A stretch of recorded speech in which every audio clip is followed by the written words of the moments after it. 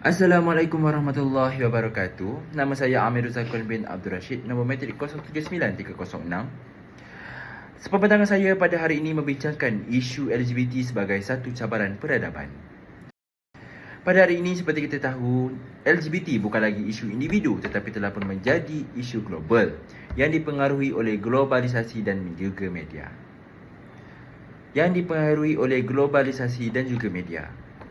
Menurut Muhammad Zaidin Mat, dalam bukunya iaitu Dialog Peradaban dan Pertembungan Peradaban, kajian perbandingan mengatakan bahawa pertembungan peradaban berlaku apabila nilai sesuatu tamadun cuba dianggap universal tanpa mengambil kira agama dan budaya lain.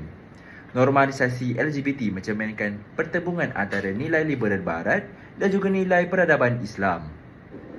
Dari sudut barat, LGBT ini dilihat sebagai hak dan juga identiti peribadi yang perlu diterima. Namun dalam sudut Islam juga, kebebasan manusia dibatasi oleh wahyu dan juga fitrah kejadian. Islam tidak menilai isu ini sebagai hak individu semata-mata, tetapi sebagai isu yang memberi kesan kepada akhlak dan juga struktur masyarakat. Kerana di sinilah berlakunya konflik antara worldview liberal barat dan juga worldview Islam itu sendiri. Salah satu faktor utama penyebaran idea LGBT ini ialah media dan juga globalisasi. Platform seperti Netflix, TikTok dan juga YouTube sering memaparkan LGBT sebagai gaya hidup normal. Algoritmanya media sosial ini pula mempercepatkan pendedahan khususnya kepada remaja kini.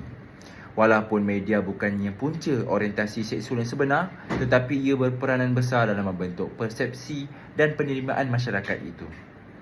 Dalam perspektif Islam terhadap LGBT, Islam menetapkan hubungan seksual melalui perkahwinan antara lelaki dan juga perempuan. Al-Quran menceritakan kisah bagaimana kaum Nabi Lut sebagai peringatan terhadap penyimpangan seksual itu. Para ulama juga bersepakat bahawa perbuatan liwat adalah haram kerana ia merosakkan fitrah, keturunan dan juga kestabilan sosial itu sendiri.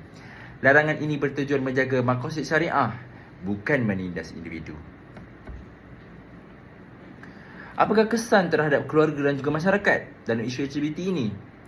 Normalisasi LGBT memberi kesan besar kepada institusi keluarga dan juga masyarakat.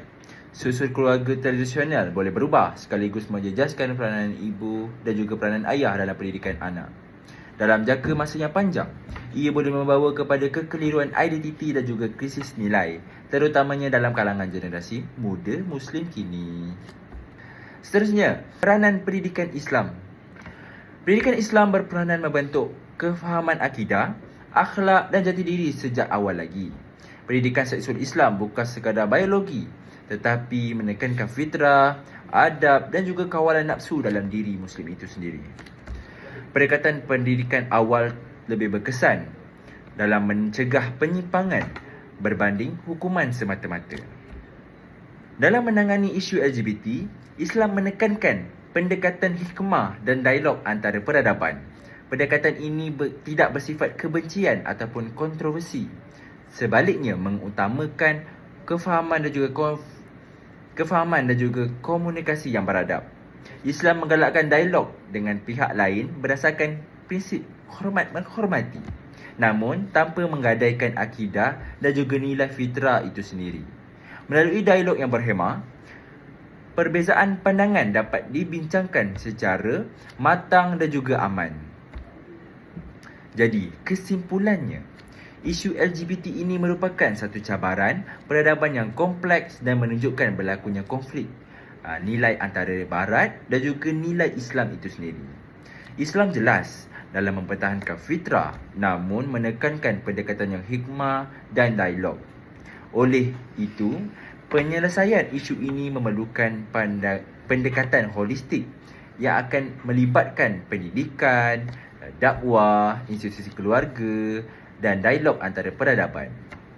Baiklah, jadi itu sahaja topik-topik yang telah pun saya kongsikan pada hari ini. Bermula dengan pengenalan isu LGBT, pertembungan peradaban, nilai konflik Islam dan juga Barat, faktor penyebaran media dan globalisasi, perspektif Islam terhadap LGBT, kesan institusi keluarga dan masyarakat, peranan pendidikan Islam, pendekatan hikmah dan dialog antara peradaban, Jadi itu sajalah perbahasan daripada saya pada hari ini.